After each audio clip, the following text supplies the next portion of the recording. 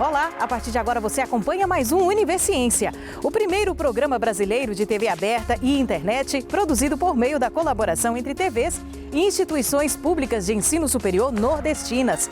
Vamos conhecer hoje quais as pesquisas científicas produzidas por essas instituições?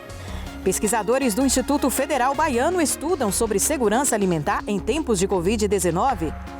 No Instituto Federal do Sertão de Pernambuco, novas formas de uso de plantas medicinais. E conheça também os protótipos de baixo custo que estão sendo estudados por pesquisadores do Instituto Federal do Ceará para a produção do hidrogênio verde, uma fonte de energia limpa que surge como combustível do futuro.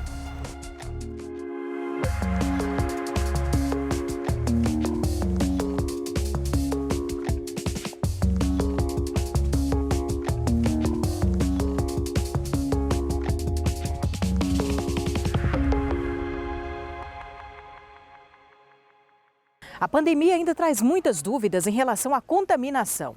As orientações de cientistas e órgãos de saúde incluíram desde o distanciamento ao reforço da higiene das mãos e o uso de máscaras, por exemplo. Mas e os alimentos? Eles podem apresentar algum risco de contaminação por coronavírus? Bem, os pesquisadores do Instituto Federal Baiano se preocupam com isso e propõem um estudo que busca respostas para esta questão.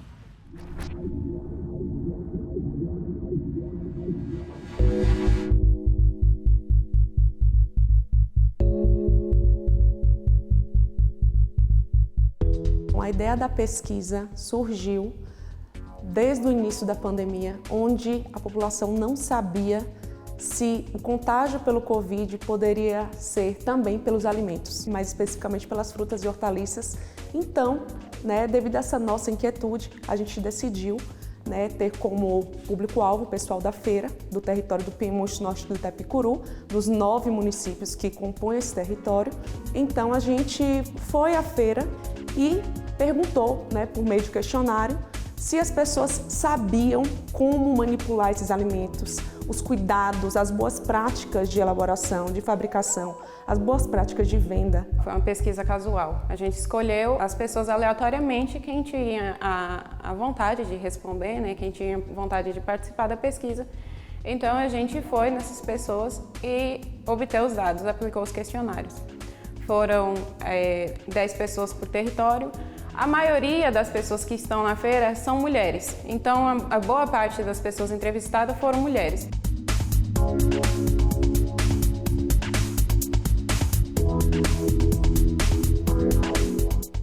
Mesmo durante a pandemia, a gente percebe que algumas buscam melhorar as condições de higienização do seu negócio, da sua barraca, da sua compra, o cuidado e também o medo de um contágio ou de um novo contágio.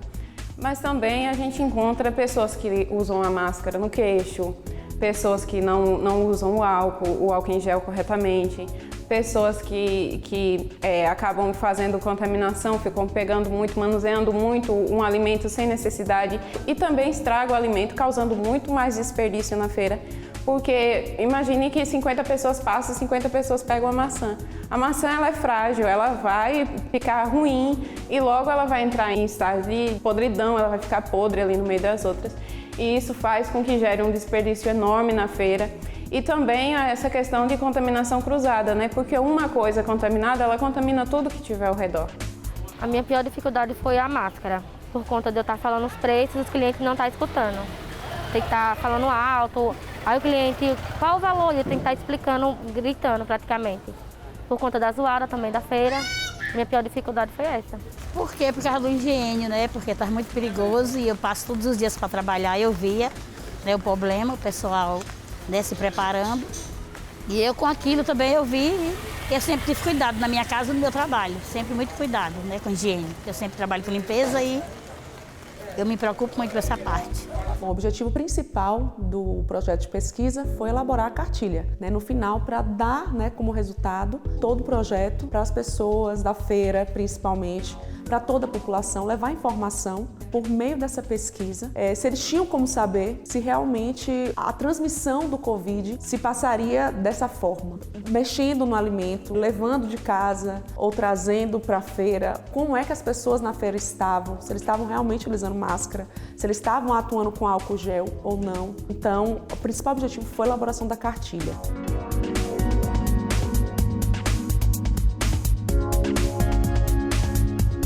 O ideal, como sempre está sendo divulgado na mídia, é que use a máscara corretamente, que use o álcool em gel. Quando chegar em casa, faça a higienização dos alimentos, tem que fazer toda a limpeza do ambiente, tanto quando você chega, quanto você sai, trocar as roupas para que você não traga vírus ou qualquer contaminação de fora. E isso faz com que você diminua. Você nunca vai conseguir zerar um lugar do possível contágio, mas você diminui muito. E isso diminuindo na sua casa, diminuindo na casa de outras pessoas, o contágio, a disseminação do vírus vai ser muito menor.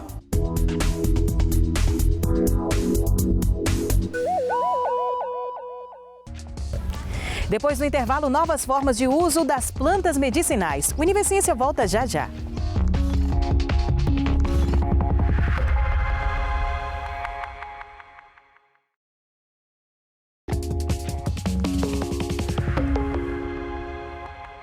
O projeto de pesquisa do Instituto Federal do Sertão Pernambucano, em Petrolina, tem impulsionado o uso de plantas medicinais na região. As pesquisadoras têm encontrado novas formas de uso para as tradicionais ervas, que agora são utilizadas, inclusive, nos postos de saúde.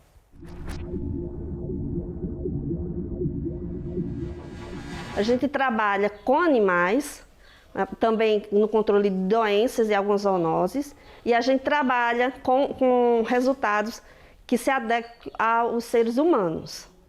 Como são feitas essas pesquisas? No horto medicinal são cultivadas 20 espécies, e essas 20 espécies têm de uso tradicional, todas elas são indicadas pela Anvisa. O pesquisador vem até o horto, solicita a extração do óleo, e a partir dessa extração de óleo é feito a cromatografia, que é onde a gente conhece a composição química do óleo.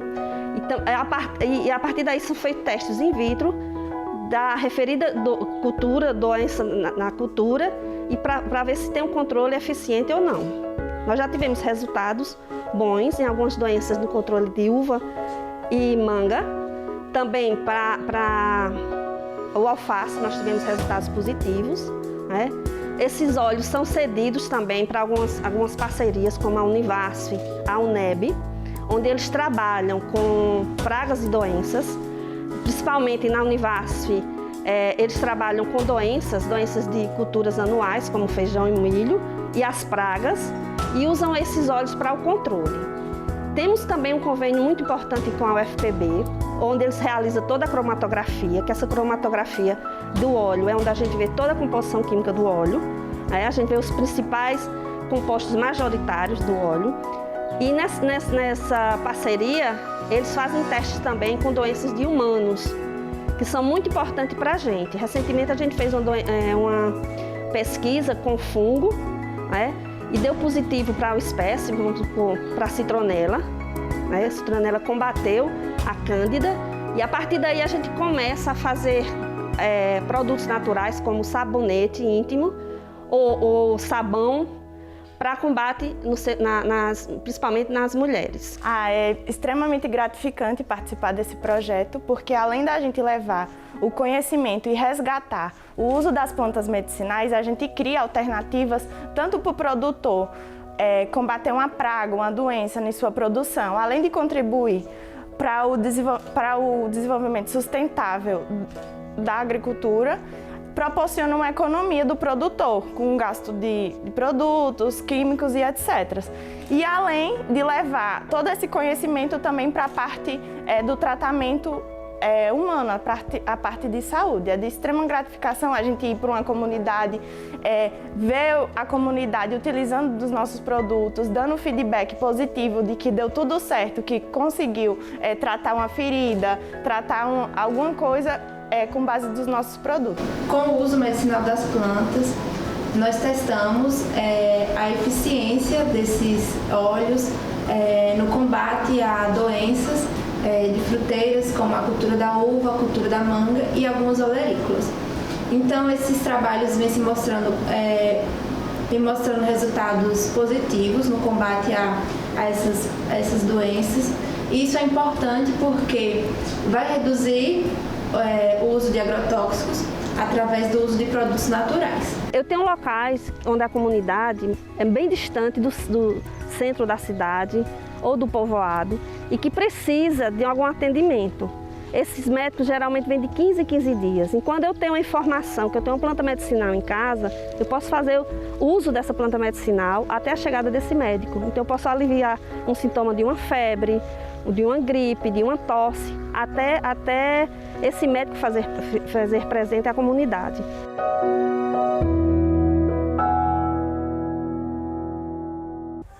Uma das coleções biológicas mais antigas de Sergipe se encontra atualmente no herbário do Departamento de Biologia do campus de São Cristóvão, da Universidade Federal de Sergipe. O local, fundado em 1972, guarda em armários devidamente climatizados aproximadamente 46 mil exemplares terrestres, como algas, samambaias e tantas outras espécies. O espaço também é ponto de partida para diversos estudos, como uma pesquisa que vamos conhecer agora sobre as briófitas, plantas de pequeno porte, como os musgos. Eu sou da área de botânica, né? Uma área que envolve aí diversos organismos, estando aí as plantas, as algas, os fungos envolvidos. Quando a gente escuta a palavra herbário, né, a primeira coisa que vem à mente é uma estufa de plantas.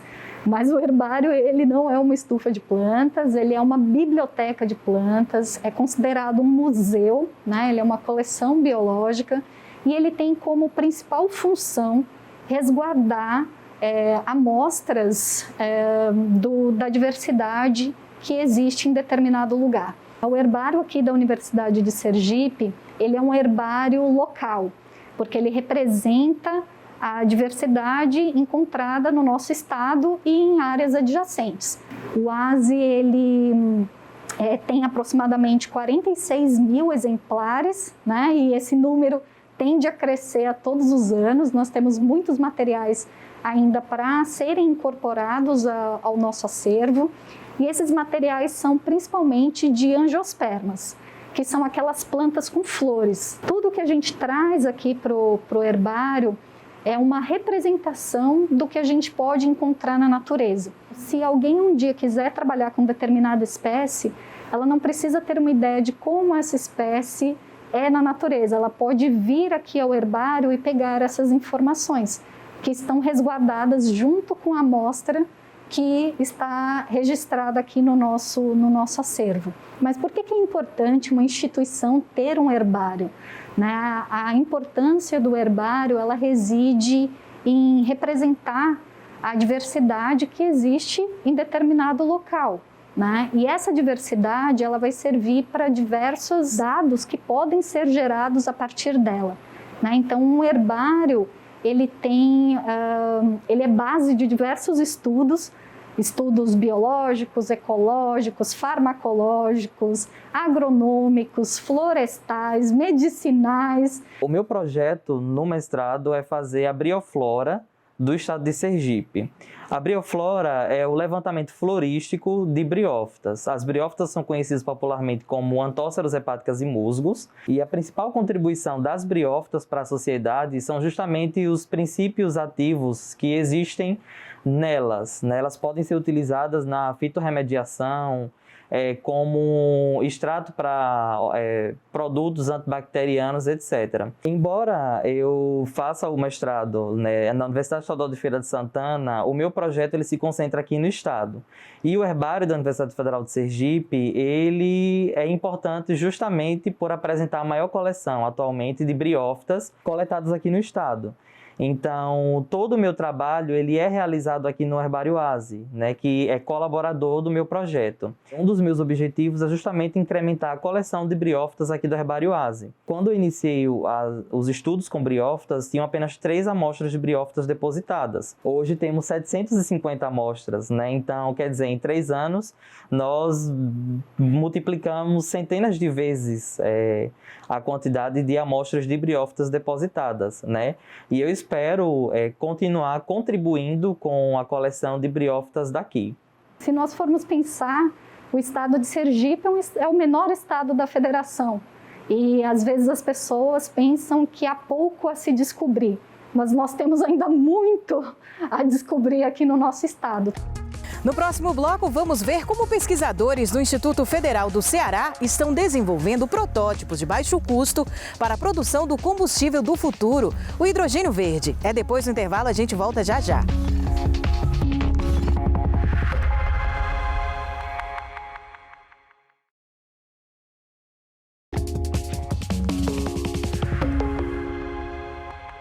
Na luta pela preservação do meio ambiente, pesquisadores do Instituto Federal do Ceará desenvolvem protótipos de baixo custo para o estudo das variáveis envolvidas na produção do hidrogênio verde. Derivado de fontes renováveis como a água, ao invés de combustíveis fósseis, o chamado combustível do futuro pode ser usado para fornecer energia à indústria pesada e abastecer veículos de grande porte, como aviões e navios, sendo uma fonte limpa e sustentável. O hidrogênio é considerado o combustível do futuro e é uma das esperanças da humanidade para ajudar a controlar o aquecimento global. O desafio fica por conta da produção desse composto de forma limpa e, ao mesmo tempo, com custos viáveis. Ao redor do mundo, cientistas e pesquisadores se dedicam a pesquisar alternativas para a produção do chamado hidrogênio verde. Estamos no Laboratório de Tecnologia em Processos Ambientais do campus Maracanaú do Instituto Federal do Ceará, o IFCE, na região metropolitana de Fortaleza. Aqui, o professor Bruno César Barroso e seus alunos trabalham em soluções de baixo custo e métodos alternativos na produção e análise do hidrogênio. A base desse trabalho é um processo chamado fotocatálise heterogênea, que tem como objetivo aproveitar a radiação solar na produção do hidrogênio, como explica o professor Bruno. A fotocatálise heterogênea é um processo químico em que se utiliza um material denominado catalisador, que ele é então ativado por radiação. A ideia é que essa radiação seja possibilitado o aproveitamento da radiação solar, para que o processo de fato se torne verde, totalmente sustentável. Nesse material, denominado catalisador, vão ocorrer reações químicas de tal forma que os produtos serão transformados no sentido de agregar valor a um componente, um resíduo orgânico, mas principalmente para o objetivo da pesquisa é a produção de hidrogênio. Então, é um material sólido que é ativo sobre radiação solar, em que em sua superfície vão ocorrer reações onde o objetivo-chave é a produção de hidrogênio a partir da água. A água, obviamente, dopada com um determinado material orgânico, ocorrendo essas transformações físico-químicas em sua superfície. O processo também tem a vantagem de aproveitar resíduos, agregando valor a eles e aproveitando o baixo custo de aquisição. Os resíduos que são utilizados para agregar a produção de hidrogênio são substratos orgânicos classificados atualmente como um resíduo de biomassa. O principal componente empregado atualmente é o glicerol, que é a denominada glicerina, sendo esse produto um resíduo do processo de produção do biodiesel.